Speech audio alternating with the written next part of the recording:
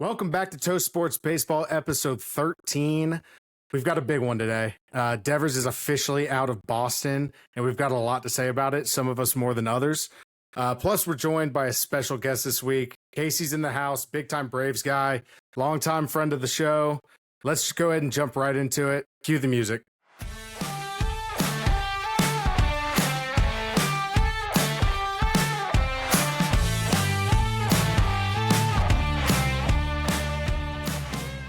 All right, Joe, I'm going to start with you because I know that you've just been itching to talk about this. Rafael Devers shipped off out of Boston, face of the franchise, gone forever. What do you got to say for yourself as our Boston resident fan here? Definitely shocked. I think from a fan perspective in sports, probably one of the most heartbroken I've been. It's definitely crazy. I mean, the Red Sox have been bad for so long consistently. There's only been one bright side, and that's been Rafael Devers. If you watch a game, you at least get 3 to 4 at-bats where you get to enjoy the only superstar that's been present on their roster. He's also the last of the 2018 Red Sox championship team to be on the team no longer. And I think it was a pretty terrible trade. I'm tired of all of these bean counting analytic people that are making decisions in baseball and have zero clue kind of how a team works, how momentum works. I think from a day that everyone was excited about the momentum that the Boston Red Sox have after sweeping the Yankees, and we're 5-1 against them over the past week. Even Rafael Devers was his last interview with Red Sox media. They asked him, did they think the drama was over? And he goes, yes, I think that's past us, and I think this team has a different gear that we were able to shift in. And a couple hours later, he had his bags packed and a solo Uber to San Francisco. So those are definitely my initial thoughts on it all. I think part of it has to be the return, right? It was just god awful. Anybody that hasn't heard what actually happened here, you must have had your head under a rock. But Rafael Devers was traded last night after the Red Sox swept the Yankees. I believe he hit a home run in that game as well off of Max Fried. His last hit as a Red Sox, which is even more interesting. Great touch. Yeah, great touch for sure. They received Jordan Hicks, Kyle Harrison, James Tibbs III, and Jose Bayo. If you've not heard any of those names before, you're not alone because it was an absolutely horrible return for one of the best players in baseball. Casey, any thoughts from your side? I know you're an NL guy, as I am. So this is a little bit more impactful for our side of the I would say water, to start I'm happy, I'm happy that Joe's going through it because he's a rival in our fantasy league and he's the commissioner, so we give him, a lot of hate, and I'm just happy he's going through it right now, and I'm kind of basking in the downfall of the Red Sox.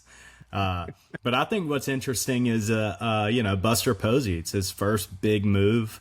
The guy was a legend for that franchise, and now as the GM, he's making an absolute blockbuster deal. And he's a winner, that's what he's always done. And as you can tell right out of the gate, he's going for it. He's sending it. And so I respect it. But yeah, on the Red Sox side, what are we doing? What are we doing? Devers is, the face of that franchise. He's been one of the best players in baseball for, a super long time now. I mean, he mashes. That's what you pay guys big bucks for. He got the big contract. They pay, he got that big contract because of his performance.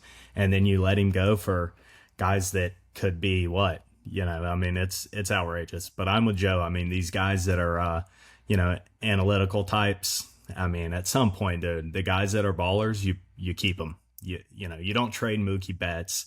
You don't trade Rafi Devers. So yeah. Yeah, so of those returns back, there's only one, if you're a Red Sox fan, that you might be somewhat excited about. Kyle Harrison could be maybe a guy that ends up working out for them, but as soon as he landed in Boston, they sent his ass right to AAA and said, "There's no room for you here right now," which is crazy because out of all the names mentioned, he was actually probably the one that you could probably get by and say, "Hey, at least you got a young arm." But James Tibbs is probably going to end up being the big name in this after it's all said and done. He's only 22 years old. He was a first-round pick by the Giants last year out of Florida State. His high A stats were pretty good for the most part, a little lower on the average side, but did have 12 homers with an 857 OPS already. So, I mean, there's reason to be at least somewhat optimistic about that piece of it. If he turns out to be an absolute stud, this looks way less bad on the Red Sox side. But chances are, I mean, we know how prospects are and how they work out. I would probably bet against that being the case. And we will look probably back on this and go, man, what the hell were they what were they doing trying to ship him off? So, Joe, I mean, what's the outlook moving forward, though, for these guys? I mean, are they throwing in the towel this year and saying, hey, you know, this is the team we got. We got a bunch of young guys. Let's just try and rebuild this thing, or what? I don't think they have a plan. I think that's been the issue since day one. This entire drama was created by Red Sox management when they signed Alex Bregman and said he would be playing second base and had zero communication with their superstar. And that lingered throughout the entire year, only 2.5 months. And then they asked him to play first base out of nowhere, and he was not a fan of that either. And feelings got hurt when Breslow was called out publicly by Devers, and the first possible move that he could make to get rid of him and dumping his salary, he did it. I don't think Breslow and company have any plan whatsoever. I think they believe they're these baseball pitching savants, and they can turn Jordan Hicks, who has a current 6.5 ERA, into some version of a stud, and Harrison, who was last year rated higher than Roman Anthony in the prospect world, but that's how fluid the prospects are as they jump around month to month, because you can't really predict what a prospect does until they're at the major league level. So this is all going to be on Breslow and company. And it's shocking that John Henry agreed to it. It's shocking that you only get 1.5 years of the 10-year extension that you signed Devers for. He's arguably the second best left-handed DH in the game, only behind Ohtani, and probably the second best DH overall, only behind Ohtani. He has a career 300 average in the playoffs. He's a World Series champion, and he's 28 years old. And you look at the deals that are being done today, like Vlad Guerrero for $500 million. I mean, Devers is a steal at $313.5. Yeah. So, I mean, when the Braves call and they're like, "Hey, we're kind of interested in this Devers deal," the kings of deals and maintaining talent for the low, and they're like, "Hey, you guys are really going to give Devers away? No, we'll think about that for sure." You know. And what's baffling is if you're that pissed off with Devers, which there's no record of Devers demanding a trade. But if you're just like so fed up with the situation because you can't communicate properly to your people that you employ in your team from a management level, why would you not wait until the deadline when his value is maximized? Yeah. Why would you not create a bidding war between the Phillies, the Giants, the Braves, the Blue Jays? I was just going to bring up the timing is weird. The timing makes no sense to me. Oh, it does make sense if you understand the Red Sox, because this Friday, Wilger Abreu is supposed to come back, which means someone has to be sent down, either Marcelo Meyer, Roman Anthony. Let's talk about that. Let's talk about that. So the timing, right? You're talking it's in the middle of a hot stretch by the Red Sox. You're starting to look up.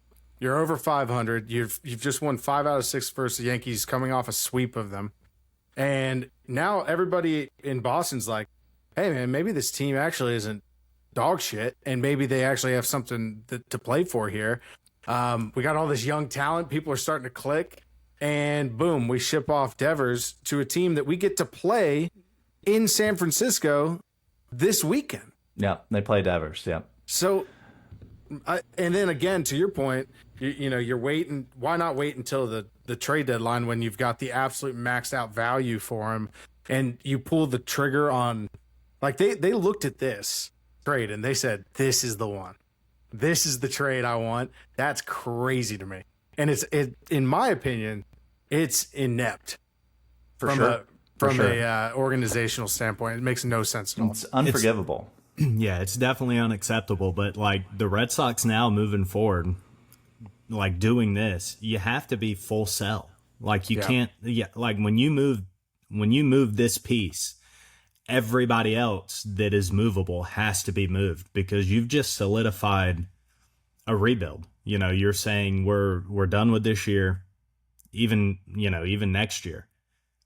So the Jaron Durans of the squad, I mean, get out of here, dude. Take what you can get for them and just do the rebuild now, which sucks because, they were looking solid. Yeah, just rip the Band-Aid off at this point. I agree. I mean, Trevor Story needs to be gone anyway. I know he's starting to heat up a little bit, which is a good thing for the Red Sox, right? At least he has some level of trade value. How is he not tagged in this deal for Devers? It makes no sense. You can have Devers, but you're eating this Trevor Story contract. How is that not a discussion? And then nobody would bite. Your top prospect, Marcelo Meyer, gets to slot into his position at shortstop. It's so baffling on so many. It's literally ego. Yeah, freaking Breslow was butthurt, and it's great because now it's like, essentially he's in charge of the team, and he has his reviews with John Henry, and he's going to have his review with John Henry at the end of the year when the Red Sox ultimately flutter out of contention. And he's going to be like, "Hey, did you know that there's this third baseman that I was on the deal with and signed a 10-year extension with that you traded and said it would be better for the team, and he's currently in the playoffs right now, and he was on our team this year." And why is he not on our team? You know who can communicate? Andy's playing first base. Andy's playing third base and doing everything that the manager wants him to do. Could you not communicate properly to him? And he can, but Buster Posey can? Like, what are we doing? It's going to be so funny. It's going to be so funny when he starts at first.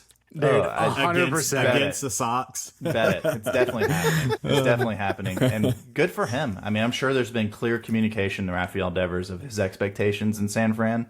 And Buster Olney is a stud. He's not some. That's what sucks too. Is like freaking Breslow played at the major league level, and it's like the relief pitchers and pitchers in general always have this stereotype like they're not like team guys, that they don't understand the team concept, they don't understand the grind because they don't play every day. And literally, that is what Breslow showed yesterday.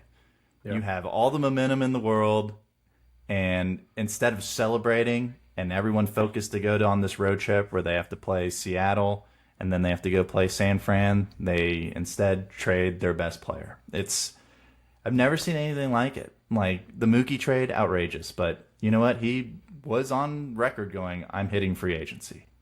Manny Ramirez, when he got traded, at least they got Jason Bay in return and still made the ALCS in 2008.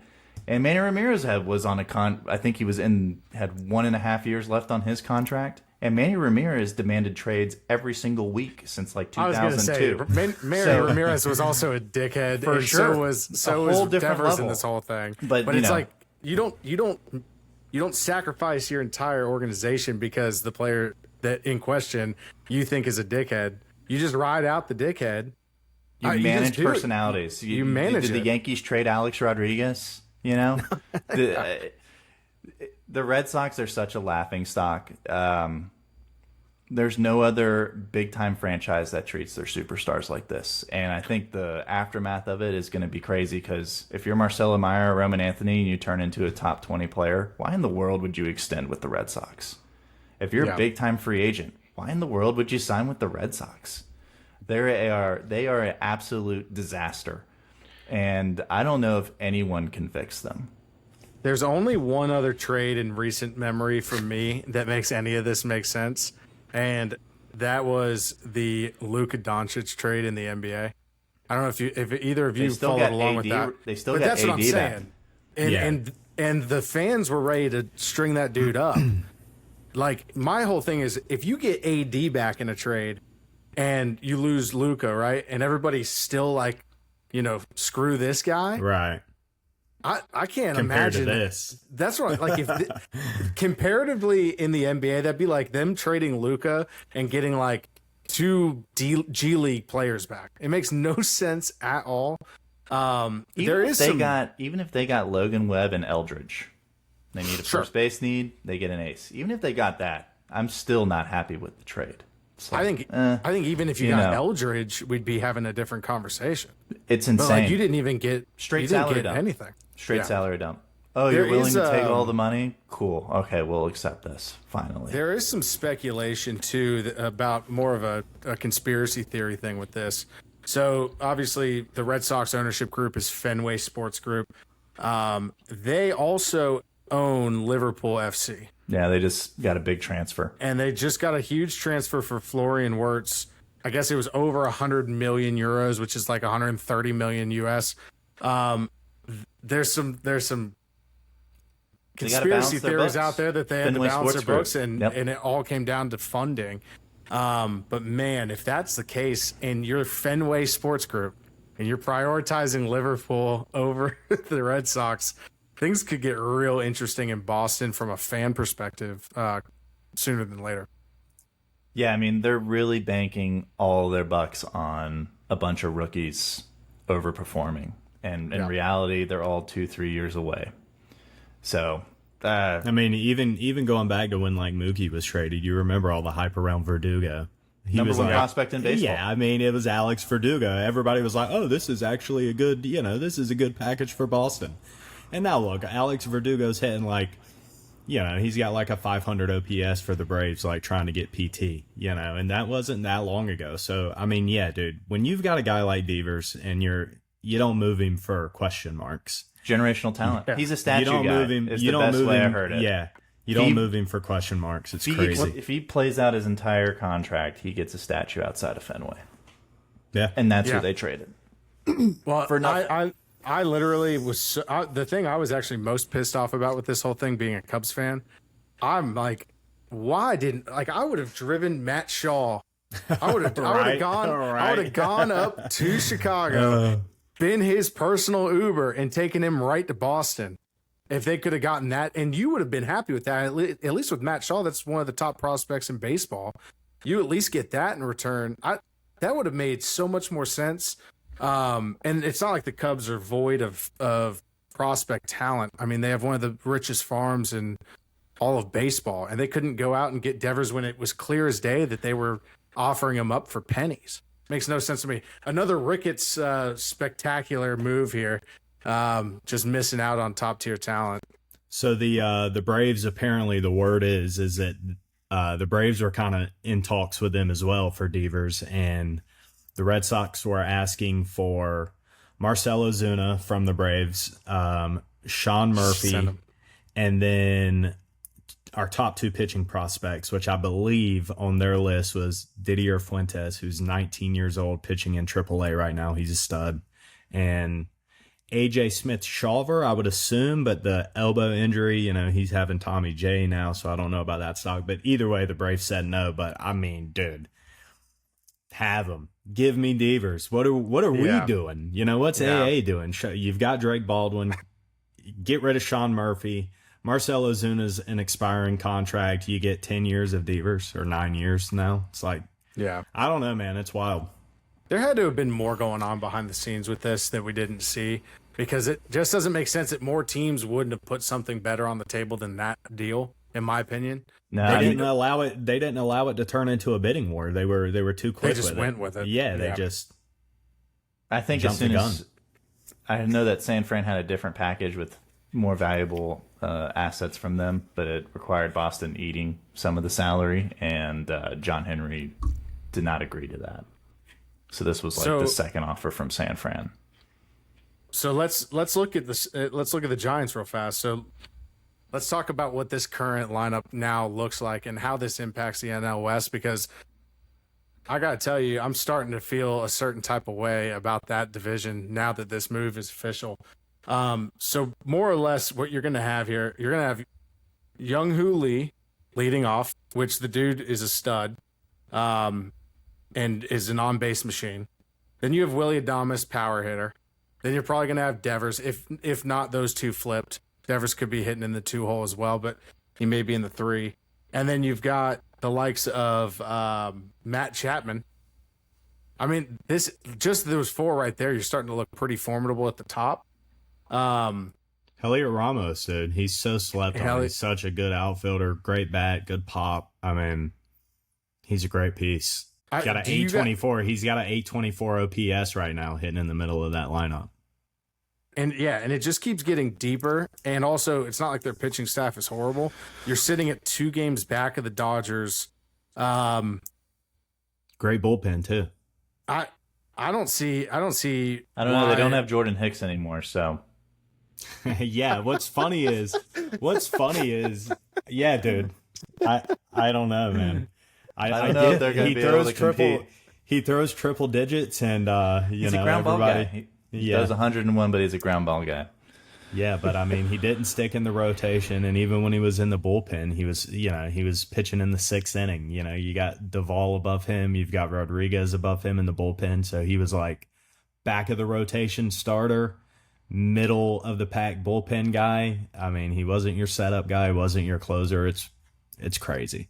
Well, what's even crazier is that the Giants and the Blue Jays and teams like that, they have been so desperate and have thrown so much money at so many free agents, and the free agents have turned them down probably for San Fran because of tax reasons and Toronto being in Canada. They are so desperate for talent like this because they can never acquire them in free agency, and the Red Sox just, at the first chance, instead of letting it sit a little bit, gave it all away. So kudos to Buster Posey. I mean, that's who I wish was leading. I miss Dave Dombrowski. He would have never.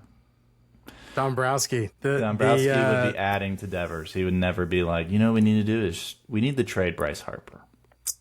Bryce Harper is eating ice cream in the dugout, and that's a distraction. Yeah. So imagine trade him. Yeah, that's like me waking up to the Ronald Acuna traded tomorrow morning. It's just it's unheard of, dude. It's unheard of. Yeah. So looking, I found a potential full lineup for the Giants. So the potential lineup is going to be Young-Hoo Lee, Willie Adames, Rafael Devers, Matt Chapman, Heliot Ramos, Wilmer Flores, Mike Yastrzemski, Patrick Bailey, and Tyler Fitzgerald. Pretty formidable up and down that lineup. I mean, there's a couple holes maybe, but they still can improve at the trade deadline, which is crazy. And they didn't give much away. And they will. Yep. And you never know, dude. What's the Eldridge ETA? Yeah, he's supposed to be up. Supposedly this year was his ETA, but that he's wouldn't not be ready, bad obviously. in the 8 hole or the 9 hole. Guys got incredible pop. Can hit the ball all 6'7". over the place. Yeah, he's a monster. Yeah. And they're not done. Clearly, the Giants aren't done. You know what I mean? Yeah. We've got a while before the deadline. Supposedly they're supposed to be trading. They're not done. They're supposed selling. to be trading for a bat. So they're not done selling. They're still in win mode, according to Breslow. And this made the team the better. bat is? The team is more flexible. Justin Turner, the 40-year-old Justin Turner from the Cubs. He's coming your way. The staple. But yeah, no, I mean, when I'm looking at that NL West right now, I'm thinking 2 games back, San Francisco to the Dodgers. I like their chances of actually winning that division now, especially if they make another move. They're sitting 2 games out, and they've taken it to the Dodgers each time in really hard fought games. They beat them Friday 6-2, and then they lost the Sunday game 5-4. So it's not like they're getting blown out by them. It's the assumption that the Dodgers don't make any moves. Which is they will. Yeah, they will. Yeah, they will. So, but I mean, how many moves can you make, dude? I mean, they've got guys up and down the lineup. I don't know. They got Tommy Edman as a bench player last year for their playoff push. The Dodgers have no limits. They figure out a way. Fantasy superstar Tommy Edman. Watch out for Colorado too. They're on a 2-game win streak that could make things interesting there.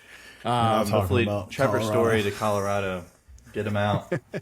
Let's switch gears a little bit. We're gonna put in a Braves topic here that wasn't on the initial list, but I have to bring it up since we have you here. So last night we had Who was pitching? Grant Holmes. Grant Holmes. That's right. Great head of lettuce, by the way. A phenomenal head of lettuce. He's like Samson in the Bible. It gives him his power. 15 strikeouts last night. Went 6 2/3, I believe, and only allowed 2 earned runs. And they lost 10-1. I don't know, how does that happen?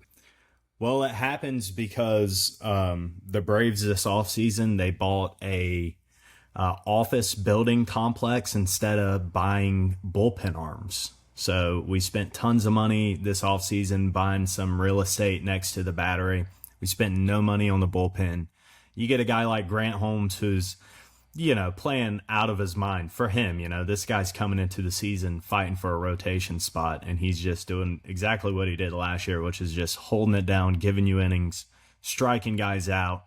He comes out, he pitches a gem, 15 Ks. I mean, this is like ace type numbers, which he's not an ace, but like he's having a day. And then you turn it over to a bullpen filled with AAA guys, and you're the Atlanta Braves, and you've got Ronald Acuna, and you've got, Austin Riley and Matt Olson and Ozuna, and you're supposed to be, the Mount Rushmore of the NL East, and you don't address your bullpen at all. So, I mean, it's been killing us all year, dude. You bring that bullpen in, and you never know what's going to happen. You could blow that game at any moment. Yeah, and then they did bring up Craig Kimbrell for a minute there, too, and let him go back down the next day for no reason, right? And, DFA. It's like if he was, if he's like a journeyman who's like, not just kind of been bounced, like Jesse Chavez, like he always got called up and we DFA. It's whatever. It's Jesse Chavez.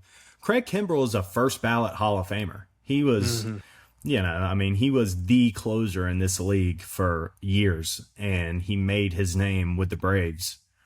The Braves call him up on the road. He pitches one game, allows no runs, wasn't pretty, allows no runs, which is pretty good for our situation. Most of our guys allow runs. Allows no runs, gets DFA'd right before we turn around and go back home. So they don't even let Craig Kimbrell pitch in front of the Braves faithful one time before they DFA him. It's no integrity, dude. These front offices, man, they need to be revamped. Yeah, Bean they've lost the counters. loyalty. Yeah, Yep. Bean counters indeed. They're not baseball projectionists. guys, dude. They're not baseball guys. They don't get it. And what's funny is you see a lot of the vets in the Brave system after that happened. They were talking about it and, to the press, which they wouldn't do unless they felt some type of way about it. And, James McCann, he's been around for a long time. He's in AAA with the Braves, and he had some pretty harsh words about how they handled that. Yeah, I don't like the fact that guys do so much for an organization like that, and then they just get basically thrown by the wayside. Crazy. I mean, Devers' situation was a little bit different because it got pretty ugly down the stretch there. But still, it shouldn't have been as public as it was to begin with. But when you're talking about the same thing with Craig Kimbrell, it's like, at least give the guy a little bit of let him throw an inning at home. Yeah, and then DFA him or let him retire or whatever. Let's stay in the NL East. Let's talk about Dave Martinez. This was one of the weirdest stories I can remember. Dave Martinez, they lost. I think they're on an 8-game losing streak. Now 9 today. They lost to Colorado, and I'm almost positive that what he said in this quote will not help his team play better. He basically said that coaches are never to blame for production on the field, and it's all on players executing. Has nothing to do with coaches. There's no blame for the coaches ever. Joe, I'm gonna start with you. I was shocked by this quote. Just even if you thought this, why would you come out and publicly say this? Makes no sense at all, and it just puts a target on your back. And I can't imagine that the players responded well to that. Well, clearly the players haven't responded well because they're on an 8-game losing streak. But it sounds like Dave Martinez is not needed. The coaches do nothing. Sounds like it's time for them to hire Joe Adell and AJ Or and AI Kendrick. coaches. That's right. Or AI coaches. AI coach. And see how they do. But I think of like the two situations. The other situation was the Brewers manager who called out, and I thought that was pretty harsh and was like, yeah, these players just aren't doing what they're supposed to be doing. And I think he did it in a way that was like on the line, but still respectable for the players. And the players came out and won like 7 games in a row or something like that, put him back in the race. And I feel like Dave Martinez just like heard that and took it to a whole new level of nonsense. And I mean, if he truly feels that way, then he brings zero value to the team. Is how I look at it. Yeah, it's all deflection. It's all deflection. He's trying not to make it look bad on him. For sure. And refuses to be a scapegoat for it. But at the same time, you are the manager of the team. You have a lot of responsibility for what happens on the field. To basically turn around and say, hands off, this isn't my issue. That comes across as wild and not something I've heard a manager say maybe ever. Yeah, and using his logic, why has any manager ever been fired? Yeah. There's no need to ever change, who's the skipper. There's never a need because it doesn't matter. I mean, it's outrageous, but the manager, one of their biggest jobs is to protect their guys, I mean, especially from the press. You protect your guys. That's what good managers do. All the goated managers, they had good relationships with their players. And so kind of wild to see him just throw his boys under the bus like that. Kind of bush league, if you ask me. Yeah, definitely not something that I would advise other managers in the MLB to do. I can't even imagine Craig Counsell coming out and saying that. I mean, talk about somebody like him who is such a team guy, but Dave Martinez comes off looking really bad here, in my opinion. Brian Snitker would never.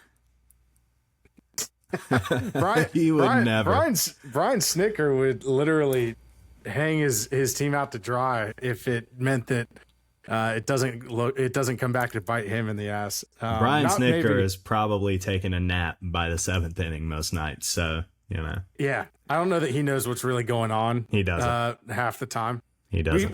We discussed him at length the other day. I'm still under the impression that it would be a ghost IL situation if I was running the Braves right now for the manager. For Stinker. Yeah, dude, he's been dreadful, but like Davey Martinez says, you can't put it on the manager at all. Never blame the manager. I don't foresee the Nats getting much better as the season progresses. And Dave Martinez may not be there very long. So, yeah. Staying in the NL East, Zack Wheeler today, maybe yesterday, came out and said, in 2027, as soon as that season's over, I'm out of here. I'm retiring. He's 35 years old currently. I guess just ripped the Band-Aid off and, why, all the anticipation of it. I'm just going to tell you right now what my plans are. Yeah, I think it's a phenomenal decision on his part. He really does need to value his family time with his wife and kids. And he's done all that he can do. He's beat the Braves up enough.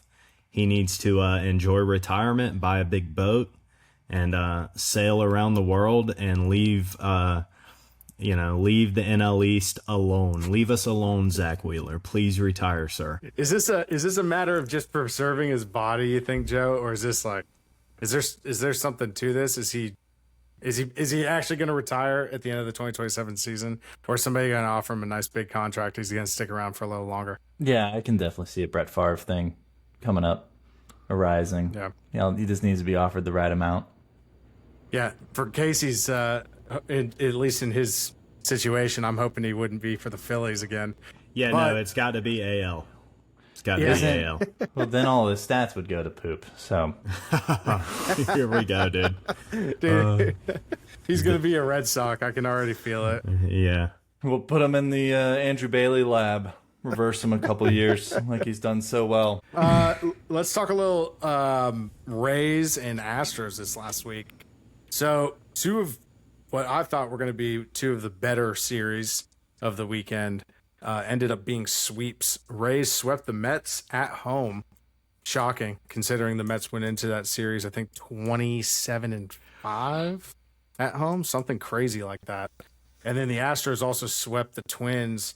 Not as surprising. We talked about last week how hot the Astros had been coming in. They had won like 8 of their last 9 series or something crazy like that. They're now on a 5-game winning streak. Either of these surprise you, Joe? Specifically the Rays at Mets? No, the Rays are good. That's why I predicted them to win that series this past weekend. PP Poo Poo and the crew. I don't think PP Poo Poo pitched this weekend, but yeah, the Rays always hit stride around this time. Once we look at the standings, you can see the AL East is looking like the best division in baseball in the AL per usual. And, the Mets are not that good.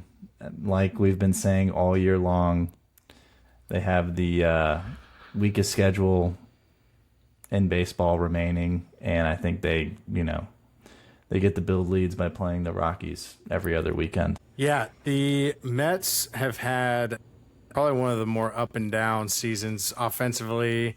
But as far as their pitching, it's been pretty solid until this last week. The Rays kind of beat them up a good bit. But I don't know. I mean, you lose Kodai Senga now, and it doesn't sound like it's going to be a short stint. I watched the play. I was sitting at a Buffalo Wild Wings bar watching the game, and I was like, man, he's pitching a gem. And then he runs over to first base, and for whatever reason, had to jump high to grab this ball and pulled his hamstring, grade 1 hamstring strain. Sounds like he might be out for quite a while. But on goes it for the Mets. This is just kind of par for the course. Things that can happen bad will happen bad to the Mets. Yeah, and with the Mets, this rotation has just been out of their mind to start the year. And, going into the season, they had a closer, taking the ball for opening day. So, expectations weren't high. You got to expect that they, come back down to earth a little bit over there in the Mets rotation. And when that happens, what's that record look like when, they don't have 4 guys putting up Cy Young type numbers? It's probably not sustainable. Even with Clay Holmes, it's like the guy's been in the bullpen his whole career. How many innings is he going to be able to give you before he's hitting the IL? And how much depth do you have? You don't have a lot. So, yeah, the Mets are interesting. But on the Rays side, dude, this ball club's good, man. They've got some good young talent. Junior Caminero might be the best young player in baseball. He's out of his mind. He's only 21 years old. What's he got? 17 jacks, 800 OPS. If you look at him in the AL ranks at third base, he's 1 or 2 at basically every category, and he's 21. So that guy's electric. And then Jonathan Aranda might be your starting first baseman for the AL All-Star team this year. He's got a 918 OPS, a 326 batting average. He's driving in runs, and he's doing this, and he didn't even get everyday plate appearances to start the year. They finally gave that to him a few weeks ago. They didn't want him hitting against lefties. They started putting him in against lefties, and he's raking lefties now. So, yeah, dude, they got a good club. Joe hates Jonathan Aranda for some reason. I don't know why. You haven't heard of Abraham Toro? No. He'll be your starting first baseman. I've heard his name. Yeah. We will. What we will be doing for maybe next week's episode, we're all going to put together an all-star ballot, and we'll take a look at it next week. I will say I had Aranda. I don't know if I will switch that around, but I did have him slotted in there right now. His stats have been pretty crazy. But speaking of Junior Caminero, that dude, I agree. He might be one of the most exciting young players in baseball, if not the most exciting young player in baseball. And he smashes the baseball. The ball freaking jumps off the bat, dude. It's crazy. It's scary how he hits it. It's like devastating. And opposite field like bombs to right field. It's crazy. And his strikeout rate is pretty low considering. Considering if he can get his walk rate up a little bit. Yeah, when you're 21, you expect that strikeout rate to be pretty high. And it's really not, dude. He's got a hit tool, dude. He puts the bat on the baseball, and when he does that, there's damage usually follows. So, yeah, dude, big upside, and he is currently rostered by me in the fantasy league, which is exciting too. I knew there was some angle there. He was getting a little too much love from Casey. But yeah, I'm excited about watching him grow. Hopefully, it's not with the Rays, in my opinion, and we see him on another team. Because let's just be honest, the Rays are always good, but it's just boring. It's just boring, man. And it's not. They got to get out of Tampa. Yeah, maybe a new stadium can get them to spend a little money on some players. But yeah, it's sad. Yeah, I know. Winning's terrible. It's just not good. Get up onto Jacksonville. I would love hate it. winning. We would welcome a Jacksonville baseball team. Yeah, we'll take them here in North Carolina as well. The problem is this entire area is all Braves fans, so it would be tough to garner a new MLB team. Yeah, we're America's team, dude. Looking at some midweek matchups here, man. Red Sox at Seattle. This feels less fun now that we talked it all through. Red Sox are a half game out of the wild card. Half game out of the wild card. The Red Sox are doomed, brother. They're about to trade everybody. This could go one of two ways, though, if we're being honest. It's not like they're void of talent. I mean, obviously, you took a huge hit in the lineup. But, I mean, I've seen crazier things. They could rally and at least make it interesting in that division. Red Sox have scored the most runs in baseball in the month of June. And according to our Yale leader, Breslow, in his Zoom interview at 8 p.m. tonight, he said he truly believes that the Red Sox will be a better team without Rafael Devers than with Rafael Devers. That's a fireable offense right there. That statement is just a fireable offense. So, Joe, I have some quiz questions for you here. Mm-hmm. As a Red Sox fan, you should know these. Who leads the Red Sox in batting average? Batting average? Is there a minimal at bats? No. We're talking qualified batters. Qualified batters. With Devers on the team, who leads in batting average for the Red Sox? Bregman. No. Rafael Devers. At 272. What's who Bregman's leads? average? I don't know. I'm looking at your 2025 team leaders right now. Rafael Devers is a 272, leads the team in batting average. Who leads the team in home runs? Devers. Devers does with 15. Who leads the team in RBIs? Devers. He leads, actually, I think, baseball in RBIs, so he's just behind Judge. By the way, we could probably keep going here. Who leads the team in walks? Devers. Who leads the team in OBP? That's what sucks. Who leads the team in slugging? So how is this team better without Rafael Devers? I agree with Casey. Better. That is a fireable offense to even say that. I mean, I look at him, I just get angry. Yeah. He's currently looking at me right now on this website. And it's not going good. He's hate watching. He's hate watching Toast right now. But I mean, I think his grand scheme is that he trades Devers and then he's going to go try and trade for an offensive piece. I mean, that's what he has to do.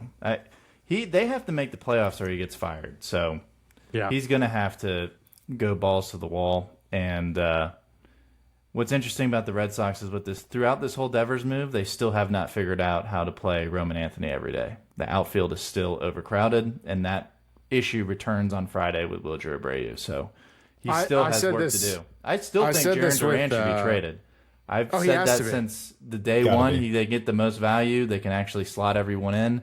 And if they can figure out how to tag Trevor Story to that, I think that's their best option, and then go supplement that roster now. It would be better if Devers was there as DH to supplement it, but if that's not how it's going to work, I mean, they got $313 million freed up. Yeah. They have to find a way to get Roman Anthony in. I said when they brought him up, it was the same thing with Jack Caglione. You got to go through that first little stretch, maybe even a couple weeks, maybe a month of having him in the lineup every single day so that he can get major league experience and time these pitches up, because it's different. And right now I'm looking at Roman Anthony's stats. He has one hit. He has one hit, and he's got a .059, but he's only taken 17 at-bats. Yeah. And they the thing is lefties. Jack's the same way. He's had a slower start, but they've played him every day, and you're starting to see he had a 4-hit game. You're starting to see a little bit more patience at the plate. Well, you know what helps that progression, right? Besides playing every day. Coaching? Huh? Coaching. Coach. A little bit of coaching, but Dave Martinez would be re- fired up right now. it really helps when you have a bat like Rafael Devers in your lineup to help people grow. Yeah. So, and they have 3 of those dudes in their line. Actually 4, because Carlos Narvaez is also a rookie. So they have 4 rookies now that they're like, hey, it's your guys' show. Welcome to the Boston Red Sox. It's crazy. Well, you're a Bray, you might as well be a rookie. I mean, he's a second-year player with limited experience. I mean, you're right. There's not anybody in this lineup, especially while Bregman's hurt or when he's hurt, besides Bregman Trevor is Story. no Devers offensively. Never has Not been. even close. Never No. has been. So, and I like Bregman. I like what he brings, but Devers is a different universe, different hitter. Besides Judge and Ohtani, he's the 1B tier of hitters in Major League Baseball. And Austin Riley. And Austin Riley. The Padres and Dodgers are back at it tonight. We get to see Dylan Cease take on the one and only Shohei Ohtani. I have a pick. I don't feel good about this. I think the Dodgers are being maybe a little hasty with this move. There's no reason to bring him back before the All-Star break. You're sitting in first place. You just beat up on the second place team this last weekend. The most he's thrown is 44 pitches in a simulated game against prospects before a game. He threw 3 innings. That was the max that he's done so far. This just feels unnecessary, especially in a season where, Ohtani's being Ohtani at the plate. Why are you doing this right now? I don't know. You guys feel differently about that? I just don't see a reason for it.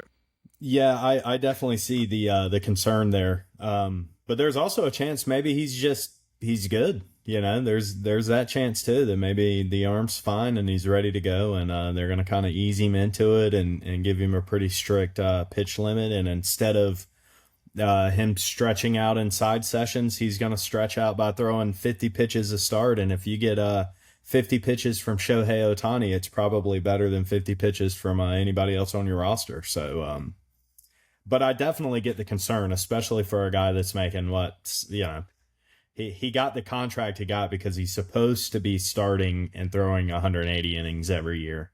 That's why he got the money. And so, if you blow that up with another arm injury by rushing him back, then, your investment's kind of, went kaput.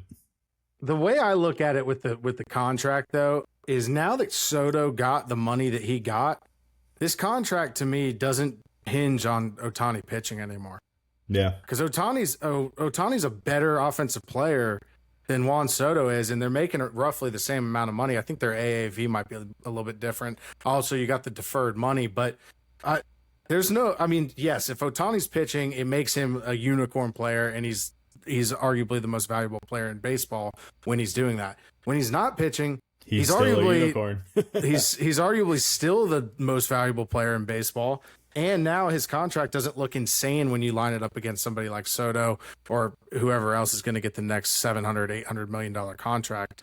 So I don't know. It does feel weird to rush him back, though, especially considering the standings, considering the fact that he hasn't ramped up that much. He's been pitching a little bit, but why not pitch it or, get him ramped up to 70, 80 pitches in a simulated game and then say, all right, now we'll try you for 3 innings here and there and see how it goes. Yeah, I mean, my only guess is that he wants to start, and so this is how they're going to ramp him up. I think it's a mistake. I think he should just be a bullpen arm. I think when it comes to his contract compared to Soto, I think it's a little different because Soto's like 5 years younger.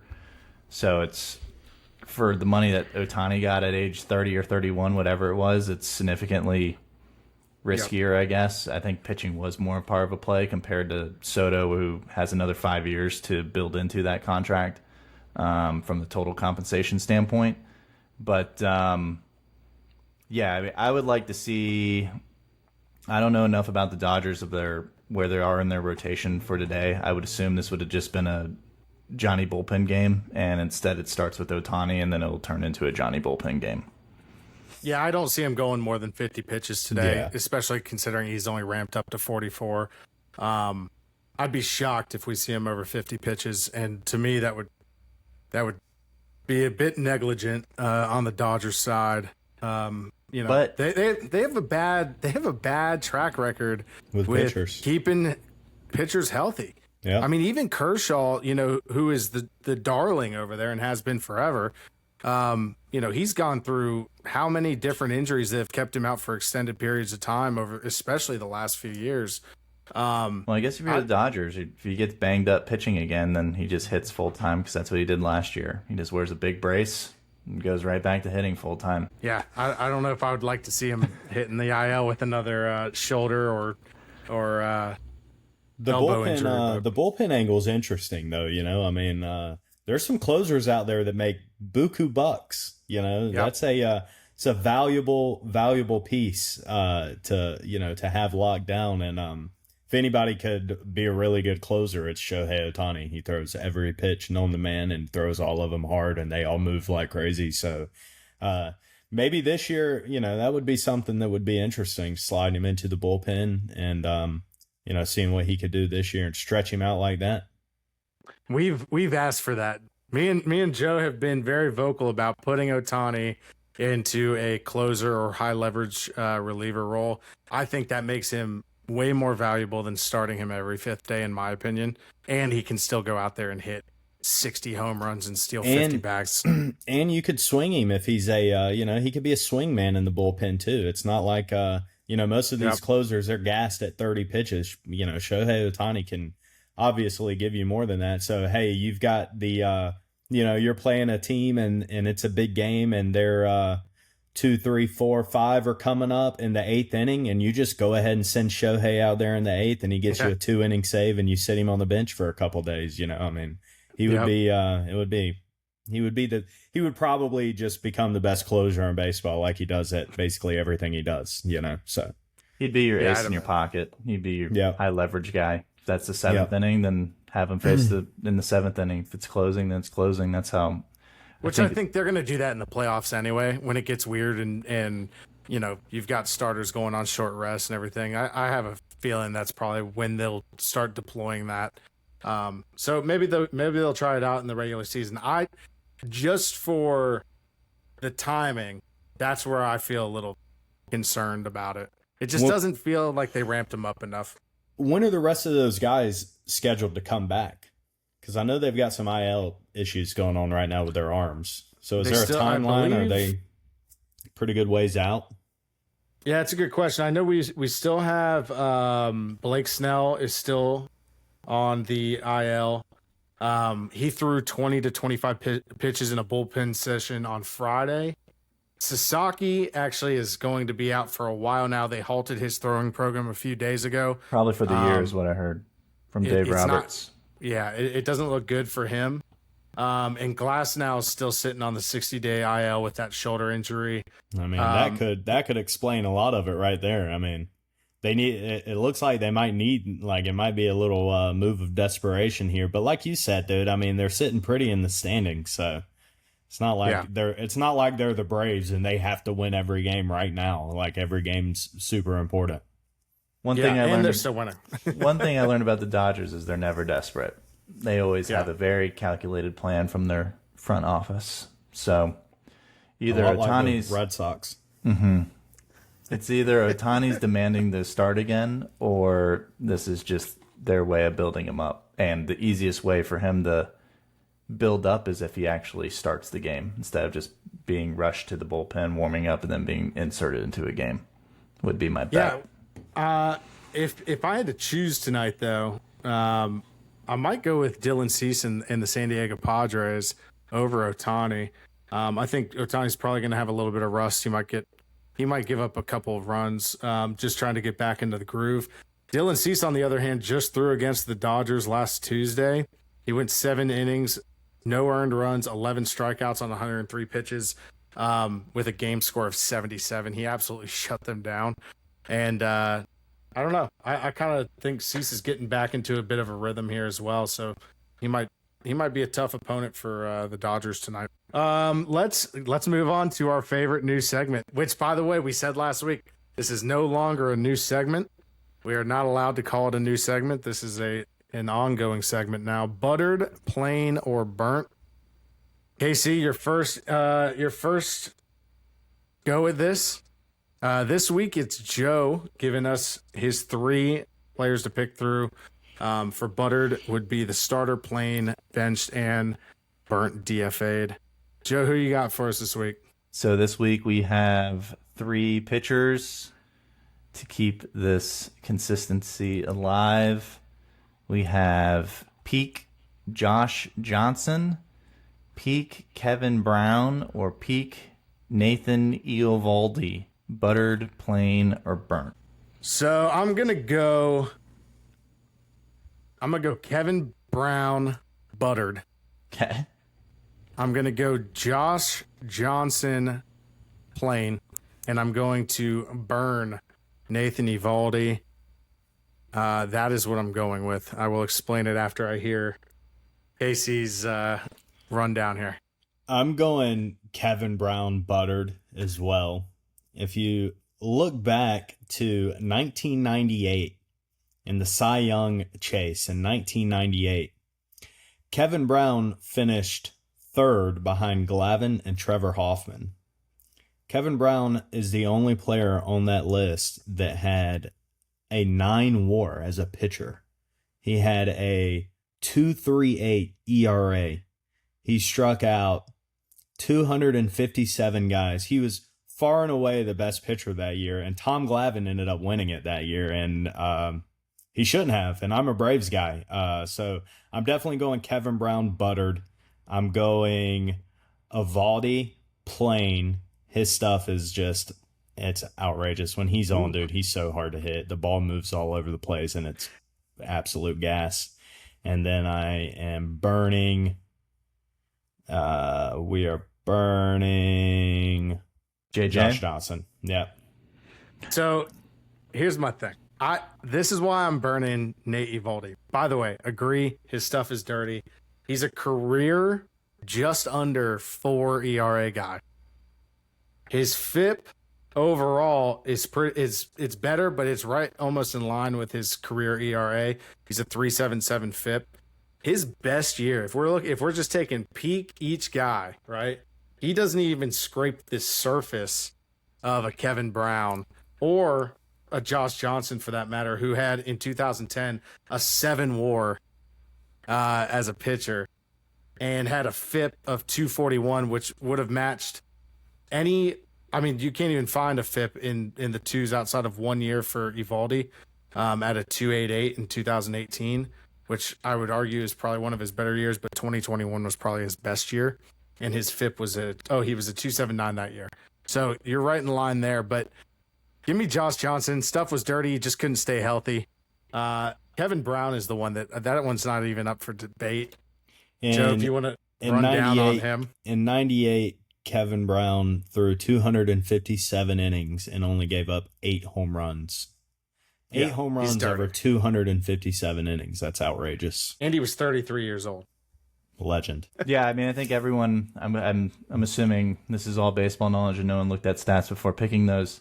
But right off the dome, everyone is on the right page. I would say that Josh Johnson's peak is much better than Nathan Eovaldi has ever scratched, which was very interesting to me. It is pretty crazy that even Nathan Eovaldi's highest WAR was 4.3 for the 2021 Red Sox.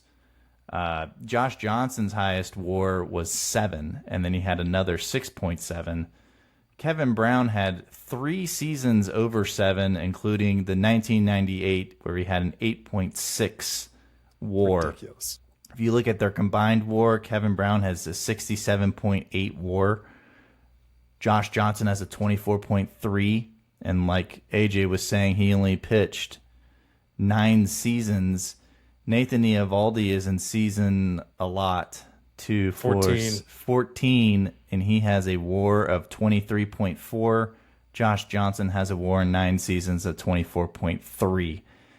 So Josh Johnson at his peak arguably is significantly better than Nathan Eovaldi has ever been, which is definitely shocking with the stuff Nathan Eovaldi has done. And really, how he has performed later in his career, where he's been a front of the line rotation arm for the Rangers and Red Sox.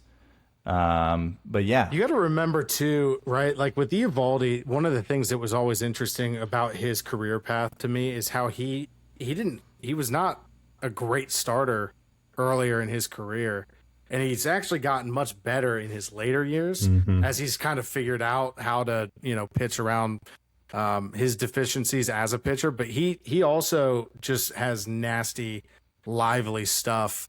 Especially now at age 35 this year, he's having one of his better years. Actually, right now, he's at a 2.32 FIP for this season, which would actually put him, that would be his career best. And he's 69 innings through, and he's only given up 4 homers all year. So, I mean, he's getting better with age. So we might, if we have this conversation in 5 years from now, if he pitched to age 40, which is what Kevin Brown pitched to, I don't know, maybe the conversation would be different between him and Josh Johnson. But right now, if I'm taking best seasons of each one, I don't see how you go wrong with the list that we compiled there. Yeah. I just agree. want the electric stuff, dude. For that big game, you got Eovaldi out there. It's just you turn him on and the ball is just moving all over the place. So yeah, I love him. Nasty Nate. Well, Nasty Eovaldi has never thrown over 200 innings in his career in one season. Josh Johnson, little different for those other guys though. I mean, Josh Johnson did it once at 209 in 2009, which was his second highest WAR season.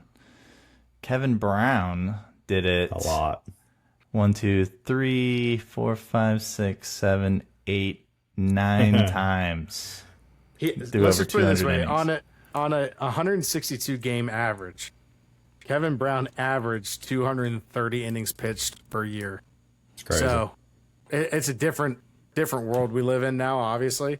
Yeah. But yeah, I mean, Nathan's dealt with his own injuries and stuff over the course of time as well, which again, he's injured right now. That's what's so interesting though to me about him is after that 2017 season where he didn't play because of injury, he just got better and better after that. It's like they like made him into a cyborg or something. I'm not really sure. That was burnt or buttered plain or burnt for this week. I'm excited for that segment going forward, man. That one's so much fun, and we get to put some historical guys in there like that, which is awesome. Let's look at a quick recap of the current standings, and let's get some thoughts on playoff / World Series predictions at this point in the season. Let's start with the AL. Yanks with a 3.5 game lead, Tigers with a 9 game lead, and the Astros now with a 4.5 game lead. Joe, I'll start with you. Which of those teams is most surprising with their current standing, and which ones do you not see holding up? I don't see the Yanks holding up, and as I've said, the Yanks, they're not good. They got swept. They need to completely talk about a fire sale. That's what the Yanks need to do. They need to fire sale, start from scratch. The only team I feel comfortable is the Tigers, which has been, I think, said for the past 5 weeks. I think the Tigers and the Cubs are the only ones that actually gained from last week their lead. So the Tigers keep rolling, man. They're so much better than that entire division, which we both, I think, had said that at some point, but I really thought the Kansas City Royals would put up a better fight. They're 11.5 games out. Yeah, they're done. What is going on with? I mean, they're like a week or two away from being almost rendered useless in that division, especially with the way that the Tigers and Twins are playing. And that division, and same with the West, had a bunch of teams over 500, and that is no longer, as that is now the AL East, where now they have 4 teams over 500 in that division. Yep. Casey, you got any thoughts on the current standings there for the AL? Yeah, I mean, I think the Yankees, dude. I mean, I think they're pretty locked in there. I mean, the Red Sox are selling. You're not trading Devers and going for it. So the Red Sox are selling. They're out. Baltimore's out. They're bad, which is shocking. So yeah, I mean, I just kind of like the Yankees to just go ahead and wrap that division up. The Tigers are probably, the most locked in one over there. I love that roster. Their pitching's great. They've got some boppers, some thump. The Astros are a little shocking. I thought that division was going to be, the Rangers, going into the year, but yeah, I think the Yankee slander is just coming from Joe for obvious reasons, which I can respect it, but I think the Yankees are solid. I think they're too formidable for the rest of that division. I don't think that they're as good as advertised though. And I'm starting to come around on that. I'm really concerned about their ability to compete in crunch time games. Like, for instance, my whole thing, and I had them sweeping the Red Sox this last week. I've gotten a lot of hell for it. But I will tell you, one of the reasons I thought that would happen was because I did believe it a little bit more in the New York Yankees to get smacked in the mouth at home and then say, hold on, we're not, we're better than this team. We're going to go out there and at least show up. They barely showed up, it seemed to me, getting swept by a rival who just beat you in your own home. And then the next day shipped off their best player, said we don't even need him. Well, I think in that series, too, Judge was 1 for 11 with 1 home run and 9 Ks, something like that. Had to be verified. He at least had 7 Ks. The Red Sox faced we will Rodon. talk on the non-hot list. I'll just bring him up right now since you brought it up. Aaron Judge, in his last 22 at-bats, has 14 strikeouts. Now, 4 of his out of his 4 hits over his 22 at-bats, 3 of them are home runs. So his OPS looks nice, but he is struggling at the plate when it comes to consistency. But like I've been preaching all year is that the Yankees go as far as Aaron Judge goes, and clearly when he struggles, the Yankees are really bad, which leaves me to the question is why teams pitch to Aaron Judge, which I think in the playoffs he will be avoided like the plague, and it will hurt the Yankees badly. And the Red Sox had to face Carlos Rodon, who has a sub 2.5 ERA, and they had to face Max Fried, who has under a 2 ERA, and did just fine. So, and I doubt that Max Fried is going to keep up that type of production, and Fat Bald Rodon's definitely not going to keep up that production. So the Yankees need starting pitching, in my opinion, and they need another bat. And their hope right now is that Giancarlo Stanton somehow fills that void, which I don't think Giancarlo Stanton has been any type of formidable hitter. It's been a while. Years. It's been a while. So I think they need a lot of help. And I think they had some guys come back down to earth. Like Ben Rice was just out of his mind to start the year, and he's hitting like 230 now. And I mean, he was hitting 300 with like 1,000 OPS for like a month and a half. So, yeah. And I know we're getting close to halfway, but all it takes is Aaron Judge to get injured, and that Yankee team could easily falter to be a 500 team. So I think the Yankees not winning the division is very realistic. The Yankees missing the playoffs probably maybe a little unrealistic, but I think possible if Judge gets injured. I think they'll be just fine because they will make a move to get a starting pitcher at the deadline. Sandy. And they're also going to have Luis Heel come back, it seems, right after the All-Star break. Pending that actually happens, he was the Rookie of the Year in the AL last year. I think they'll be fine, but I don't think that they're going to be scary in the playoffs, especially if Judge performs how he has in the playoffs again this year. I mean, true. If he's their catalyst and he's what's going to power them to move forward in the playoffs, I don't see them having a run like they had last year. They had Soto.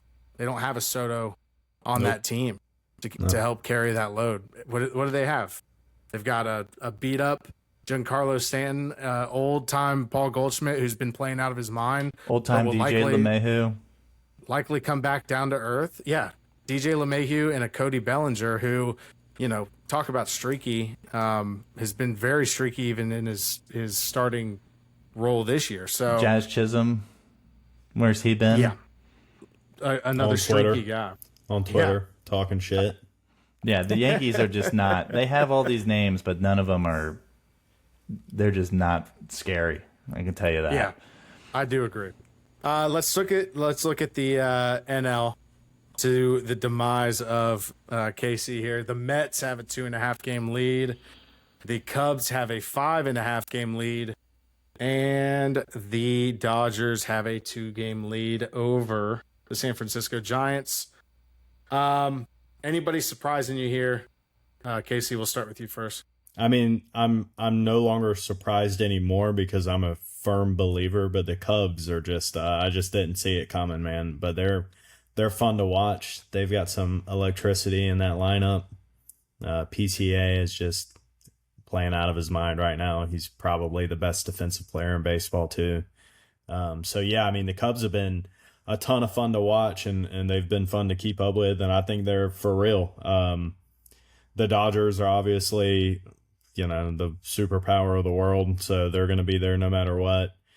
And the NL East is kind of different now than what I thought it was going to be. I mean, the Braves are just, it's like every time we take a step forward, we take 2 back, and like we can't get past ourselves. We can't hit with runners in scoring position.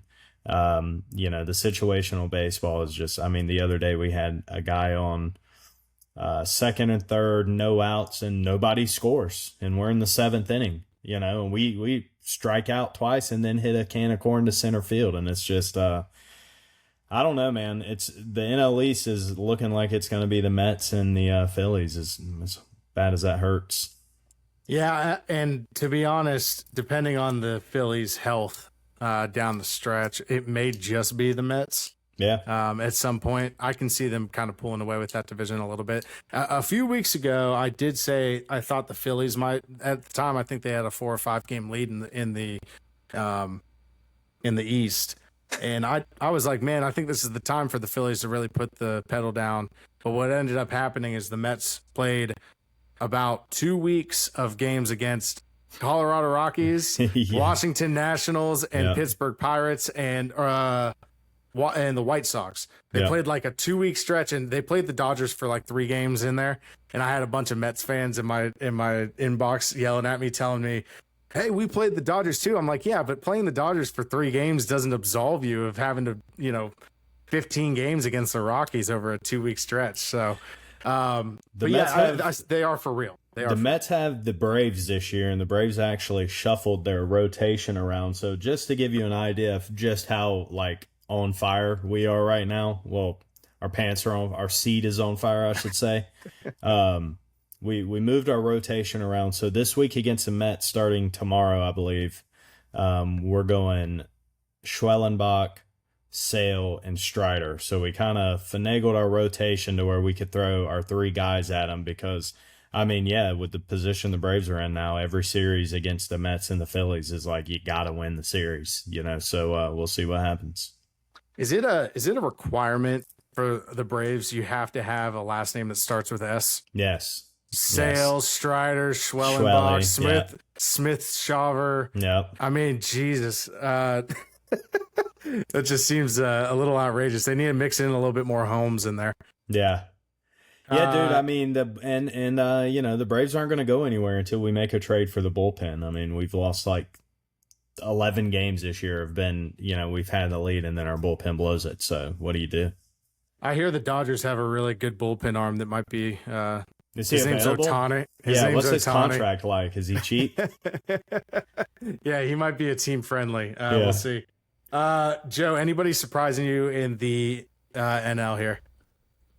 Besides the Braves sucking, the Cubs continue to build their lead. There's 4 teams in the Central above 500, including the fighting Terry Franconas.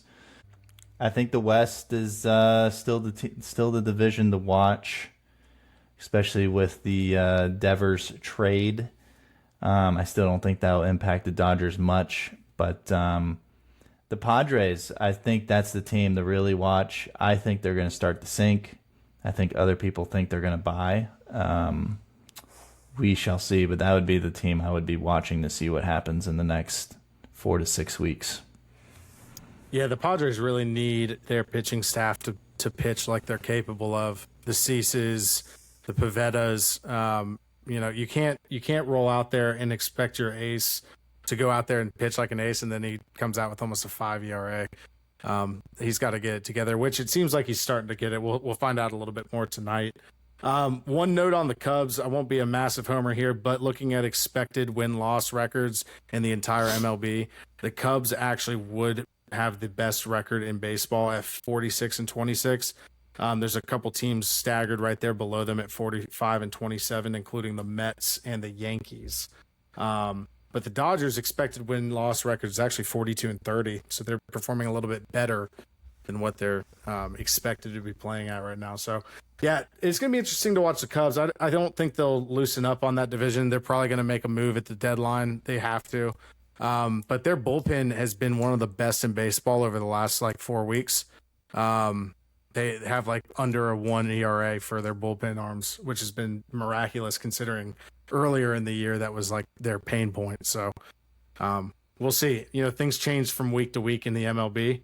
But right now, Cubs are riding high, and I do feel for you two in your team's performances. But it's about time the Cubs had a good year since the last real good one was 2016. So let's talk about something that's not so fun again this week. Last week's predictions. At least this week I got in the win column, but it didn't really help me because the 2 games I picked correctly, you also picked them.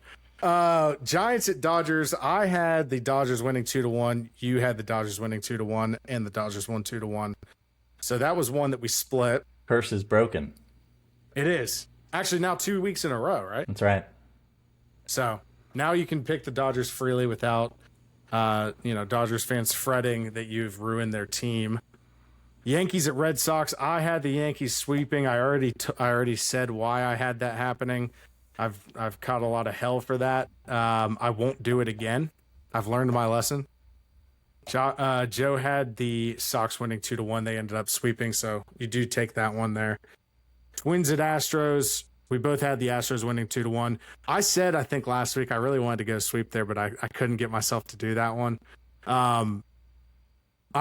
I'm still shocked though that the Astros are starting to play as well as they are, considering how beat up they still are. That one's really interesting to me.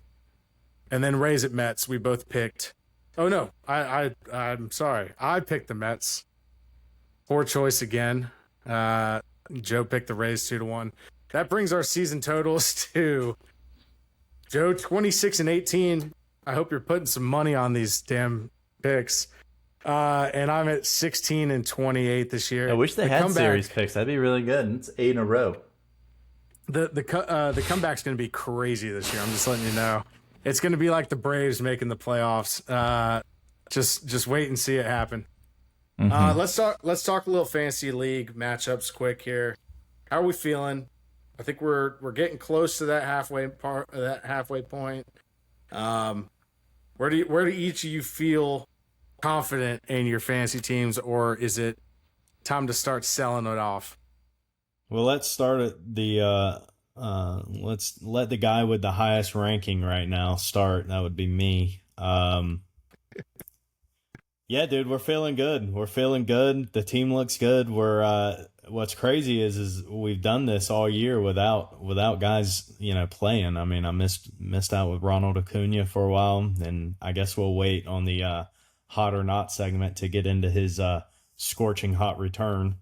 And my pitching has constantly been banged up. Hunter Green was looking like a Cy Young candidate. He's on the IL now. I was waiting on Spencer Strider to get back. Yuri Perez just came back. He's electric.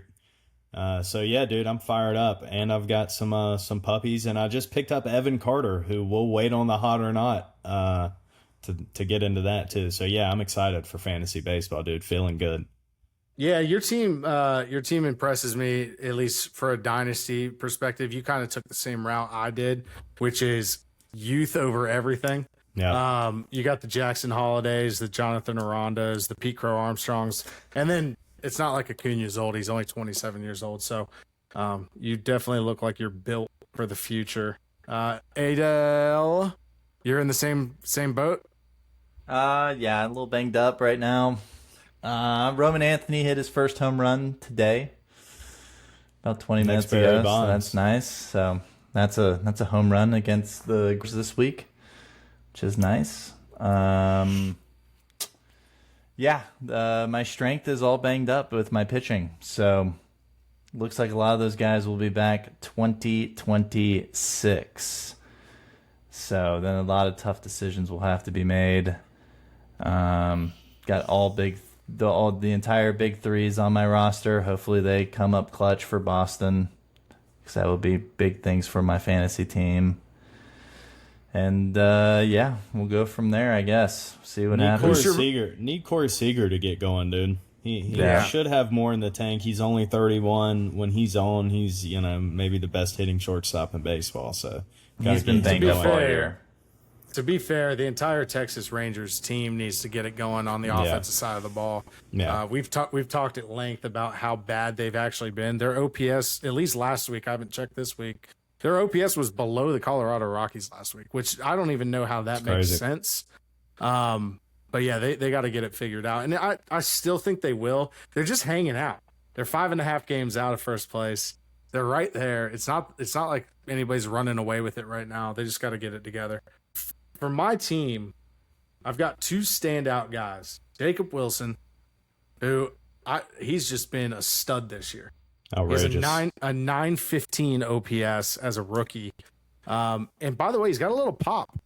He hits, by the way, 367. He has a 367 average, but he's got 8 homers, and he's not a big dude by any means, but he's been pretty electric for me. And then the other, I guess there's actually 2 more. Wilyer Abreu, who's coming back this week.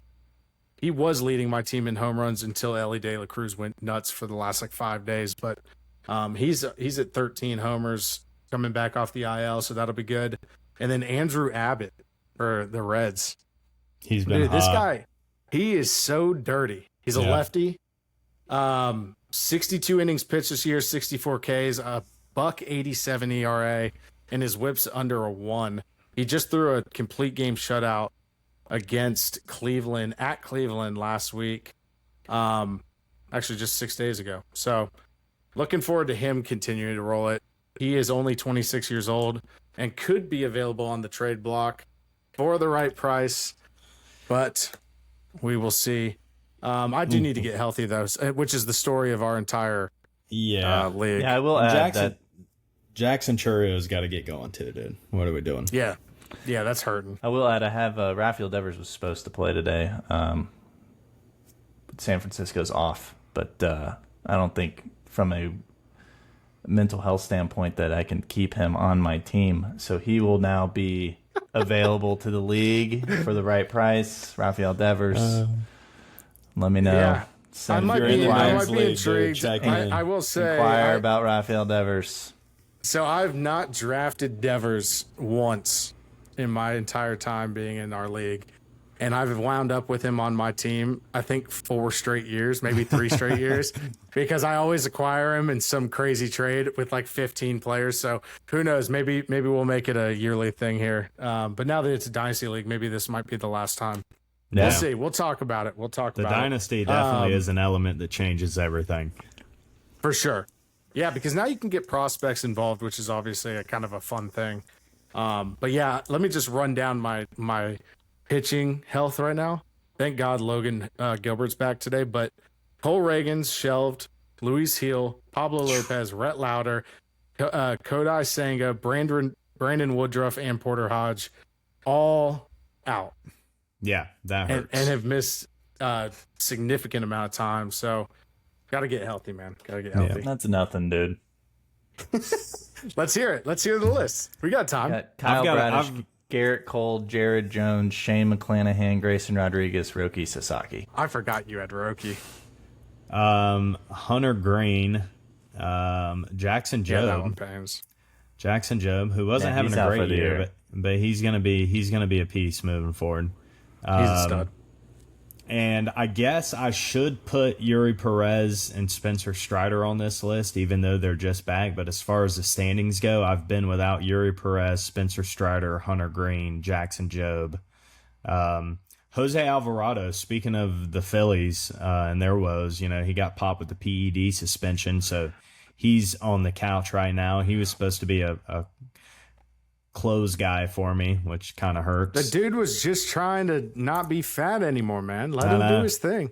AJ Literally trying to Puck. cut some weight. I got AJ Puck on the IL right now. He's was him and Martinez were kind of splitting the role over there. It was like a hold safe situation. One of them was pitching the 8th, one of them was pitching the 9th, and then Ben Joyce also down for the year. So I've got some bullpen guys that need to get healthy too.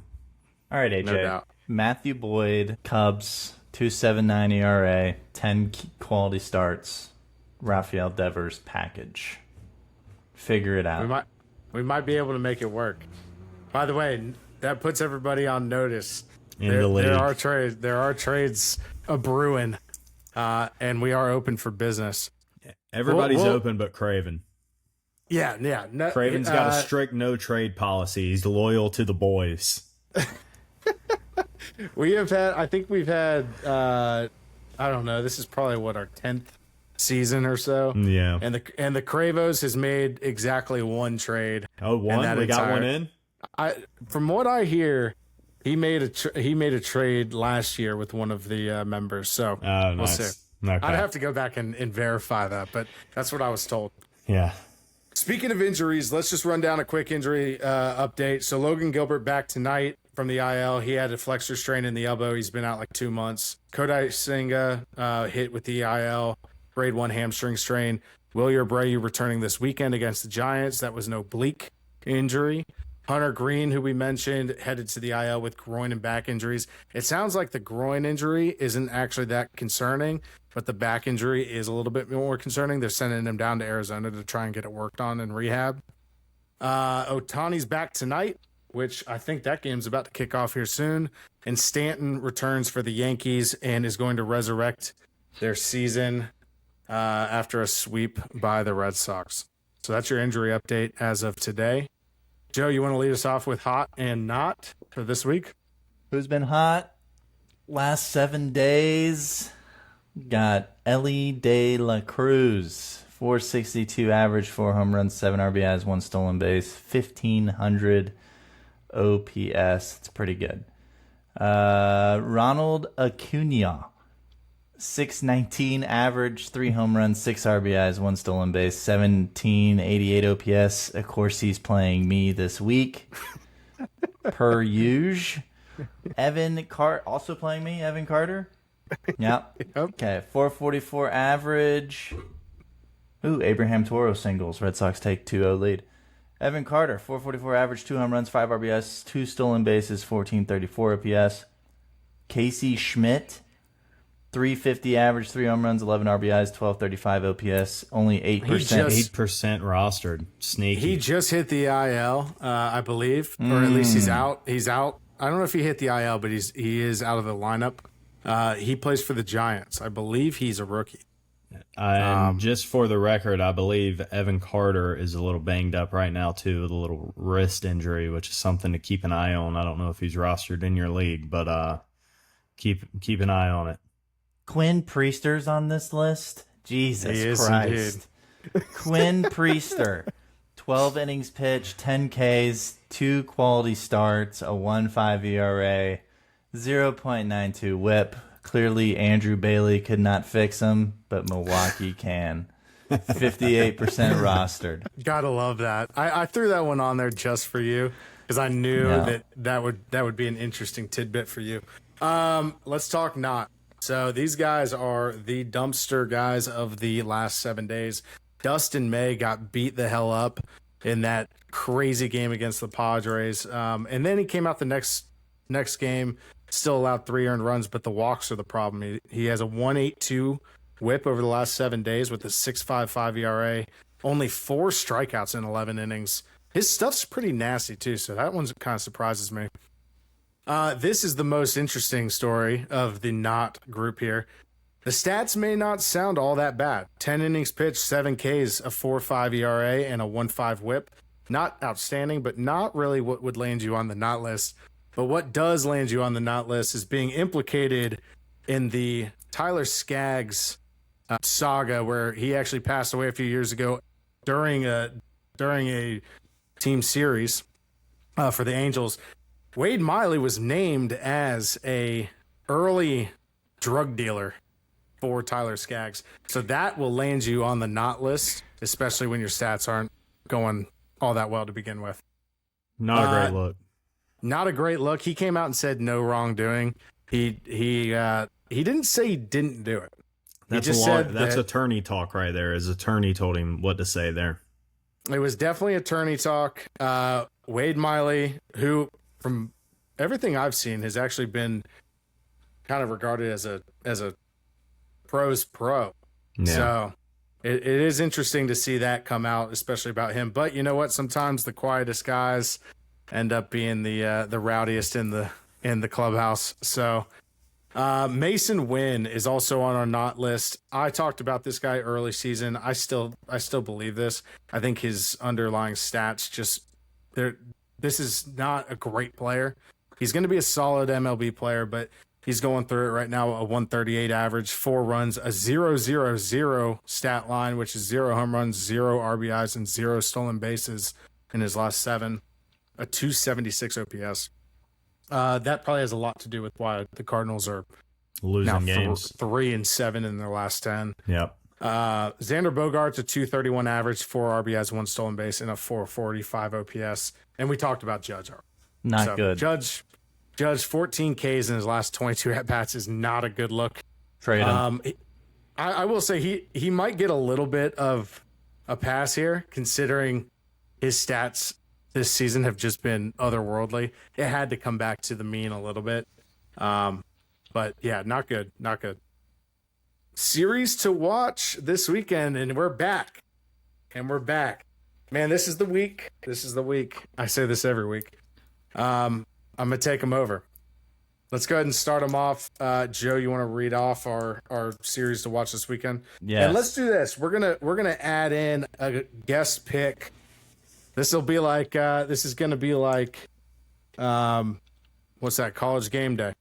Okay, So, nice. We got our guest picker here today, and we'll keep track of the guest picks. Go ahead, Joe. First matchup is the Boston Red Sox versus the Rafael Devers led San Francisco Giants. The Red Sox have Hunter Dobbins versus Hayden Birdsong on Friday.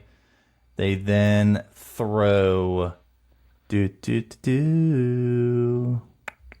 Brian Bayo, who has had 3 starts of 6-inning pitches or more, versus Landon Roop. And then the Sunday game, I believe it is a crochet day. It is not. It is Lucas Giolito versus Robbie Ray. That's right. Crochet is Wednesday versus Seattle. I have the Sox being swept by principle. By principle. Casey, let's go with the guest pick. Yeah, no, I've got the Giants sweeping too. All right. Red Sox are doomed. I'm going 2-1 Giants. I just think the home park is going to be the deciding factor there. Okay. And I think they're going to be all pumped up about Devers. Yeah, for sure. Who wouldn't be? Next, we got Seattle versus the Cubs. The Cubby Cubs. Friday, we got George Kirby versus Matthew Boyd. Saturday, we got Noah Cameron versus... Saturday, we got Emerson Hancock versus Colin Ray. And then Sunday, we have TBD for Seattle versus BB Ben Brown. And I got the Cubs taking 2 out of 3. Casey? I got the Cubs taking 2 out of 3 as well. And that's a clean sweep, which means we will be all wrong about that. I'm going Cubs 2-1 as well. Okay. Next, we got the Mets versus Phils. First versus second. I got Tyler Miguel versus Zack Wheeler.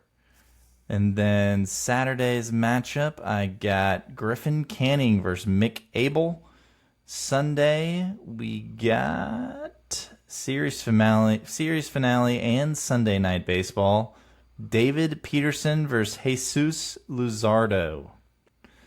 I believe I have the Phillies taking 2 out of 3. Being at home is the deciding factor. Yeah, I'm going Phil's 2 out of 3. Luzardo and Zack Wheeler get it done.